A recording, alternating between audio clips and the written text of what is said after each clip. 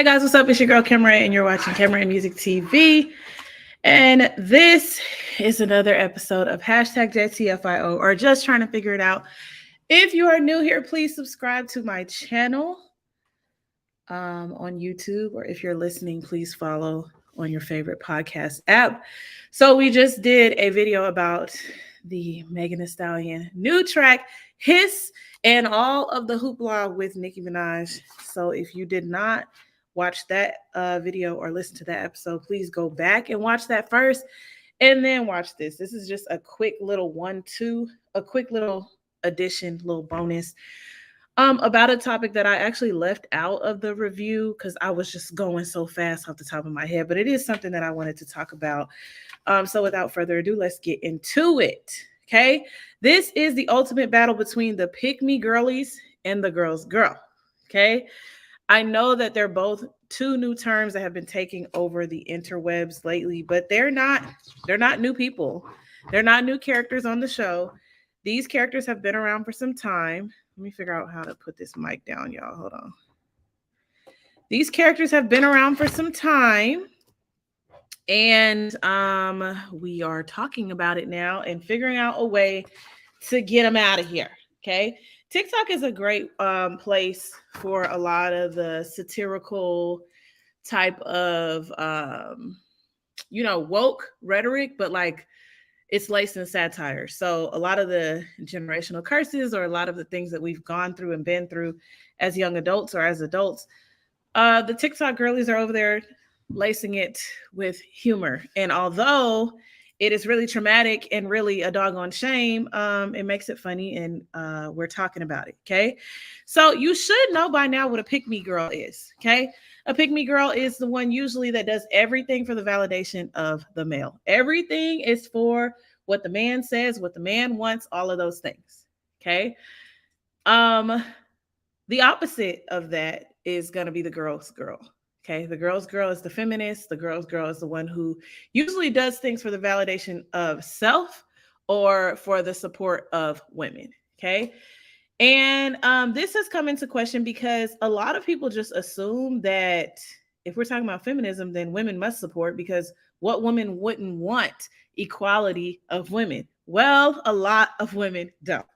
Okay, this comes into question when you look at infidelity that's happening between, like, in a hetero relationship, and a woman just flat out says, yeah, I know he's married, but that ain't my husband.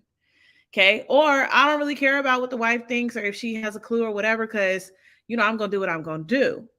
Or the people who are choosing to be on the side of Megan's lying and Tori never shot her, or the ones who are like, as a woman, your voice should be off, and you should be in the kitchen, and you should be cleaning, and you should be cooking, and you should be taking care of the man, and everything is for the validation or the uplifting of the man.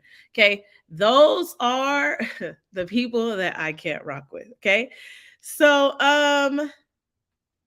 yeah, I think when you think about a girl's girl, there are times when you could be like a little bit in the middle, right? Obviously, it's a spectrum.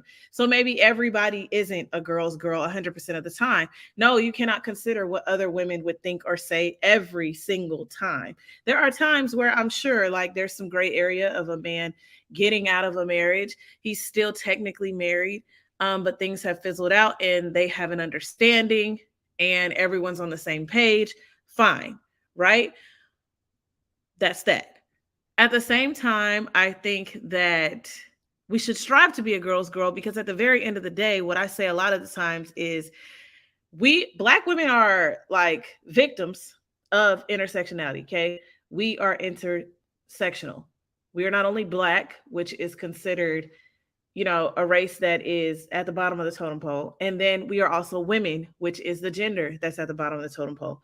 Okay. So God forbid you're also part of the community, because then that makes you even lower to them. Right. So when we decide to rally and pull up in support of something, when we're divided as a community and we're sticking with the men's side of things, and men are ignorant to the things that women need, the things that are in support of women, and not all men, but most, okay, it makes it start to it starts to devalue our argument, and it starts to take away from the support that we need as a gender and as a race. Okay, I'm gonna give you guys an example. Okay, um, obviously the strong Black woman trope is one that's dying off, and thank God. Okay, most of us were raised by a single Black woman who had to fight and work all these jobs, and of course it made her seem bitter, it made her seem angry. And who would it be after you got to work 3 jobs and raise your kids because your children's father has chosen not to take on responsibility? Yes, it has now caused you to be a strong woman. It has now caused you to be an angry woman, right? So yeah, this trope has been pertinent in the Black community. It has raised a lot of us, our grandparents, our parents, whatever. Or we've seen Black women who have just stayed in something that's no longer serving them out of their responsibility to the family unit. We've seen it over and over and over and over and over and over. Okay. The issue then becomes Black men who have seen this growing up and they've normalized it. You're a strong Black woman, suck it up, right? But if it was a white woman or any other woman of any other race, it's fine to be docile, it's fine to be submissive, it's fine to be soft. And so when Black women align ourselves with that way of thinking, where yes, you should be a strong Black woman, and yes, you should take on everything, and yes, support the Black man, and yes, everything for the validation of the Black man, uplifting of the Black man, it doesn't help us change our narrative. It does not help the conversation, and it's just downright annoying. Okay. I want you guys to think about like why, and really challenge like your mentality and like your way of thinking when it comes to Black women. Why do we have to be so strong all the time? Why is it that we have to tap into our masculine energy? And when you guys don't like it, you don't like it. But when you do like it, you really like it, right? Will we be as successful as we are? Will we be as hard workers as we are? Probably not, if we didn't have to be. Okay. So if you were looking to be a girl's girl, WikiHow has lots of ways that you can be one, right? Understand what it means to be a girl's girl. It says like uplift the women around her, compliment other women sincerely, doesn't judge or tear women down for their differences, cares more about women's well-being than the opinions of men, helps women who are having a hard time.